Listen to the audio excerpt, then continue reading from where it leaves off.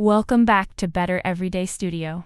In the last episode, we talked about the power of starting small, how tiny steps create real change. Today, I want to take that idea a little deeper, because there's something that stops so many of us from actually taking those steps. It's called the execution gap.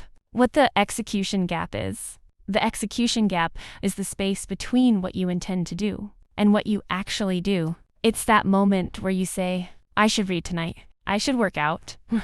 I should start that project.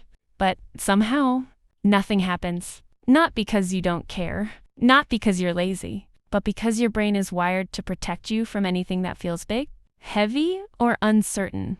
Why it happens? Here's the truth. Your brain loves clarity and hates overwhelm.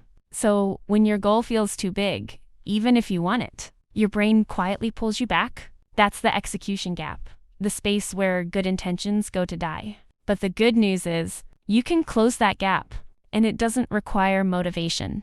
It requires simplicity. How to close the execution gap? The smaller the step, the easier it is to execute. When you shrink the action, you shrink the resistance. Instead of, I'll read for 30 minutes, say, I'll read one page. Instead of, I'll clean the whole room, say, I'll clear one surface. Instead of, I'll start a new routine, say, I'll do one tiny action. Small steps don't just build progress. They build trust, and trust is what closes the execution gap.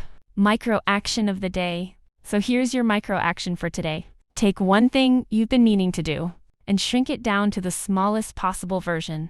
Then do just that. Not perfectly, just gently. Thank you for being here. This is how we grow. One tiny, doable step at a time. Small steps. Real change. See you in the next episode.